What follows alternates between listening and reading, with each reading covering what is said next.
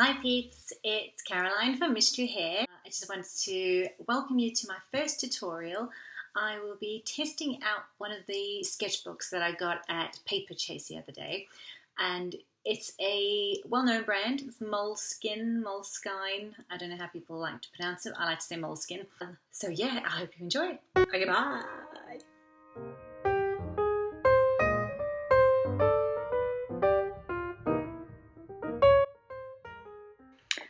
Okay, so this is where I start planning out the face. So I draw a circle, a crosshair section to show you where the eyes are going to go, and the middle of the face, the nose, the middle of the lips. I learned this in college about you do a circle and then you do kind of like a plant pot base at the bottom to represent sort of where the chin's going to go, and it's really helpful. As you can see, I've marked out 3 eyes on the face. That's because the measurement between each eye is an eye space, if that makes any sense. Now, the kind of eyes I do aren't realistic. As you can see, I do 2 little dots. It's kind of my homage to Tintin, to Hergé, and I'm kind of developing it as my style, I'm hoping.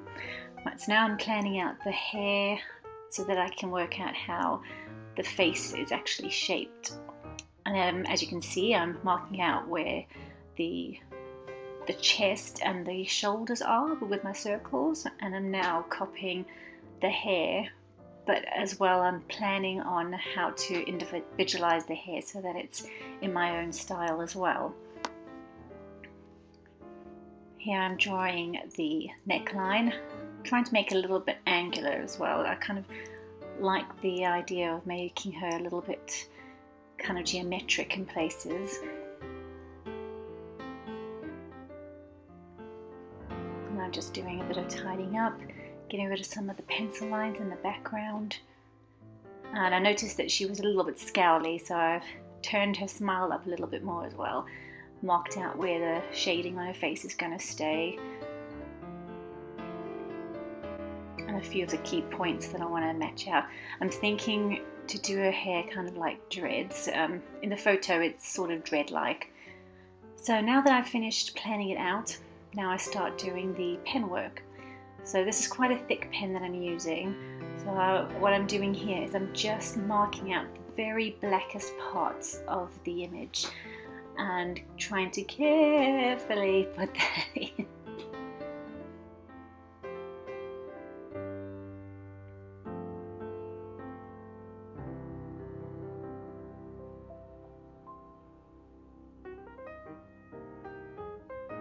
Putting the darker shadow of the lip line as well. And I'm marking out the shadow underneath her lip.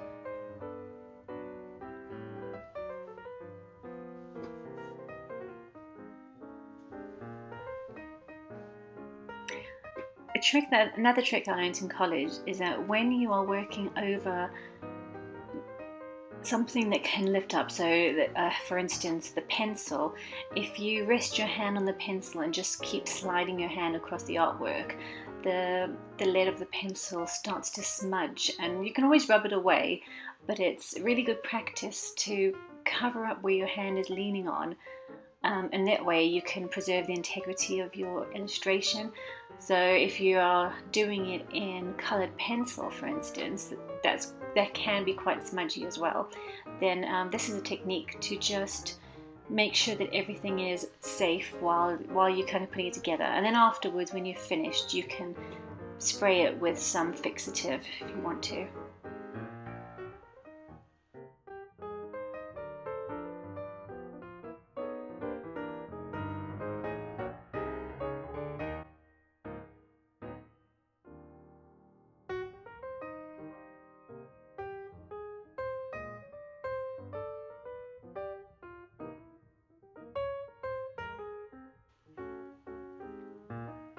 Trying to exaggerate the length of her fringe here, because it's really quite short in the movie, and it looks super cool on her, but I really want to kind of accentuate that futuristic style that they were going for.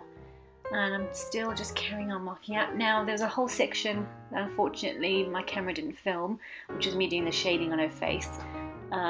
So this is a little bit of a jump forward into time.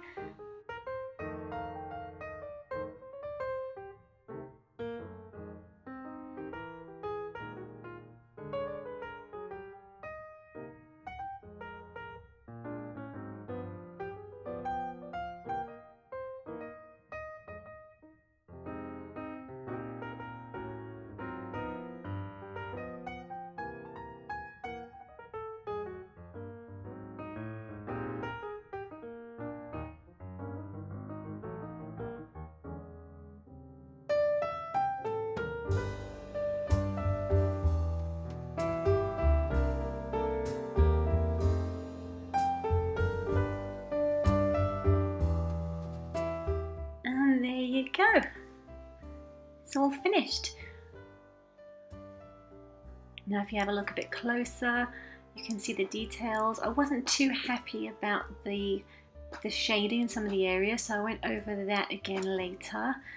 And for the price, the quality of the book was amazing. The show through, as you can see, there's quite a lot of it, and it even went onto the following page because I didn't use a piece of cardboard.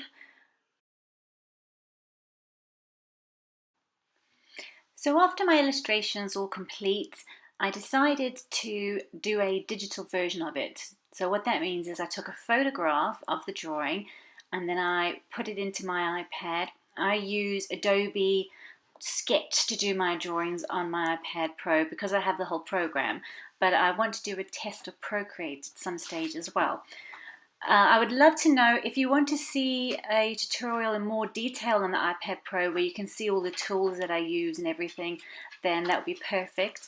So what you're looking at now is just me drawing the line art, then doing the colour in the background, doing some shading on top, and then I go back and I actually apply colour to all the black lines so that it's not so stark. So I really hope that you enjoyed this week's tutorial. I'm hoping to do another one very soon, and thank you so much.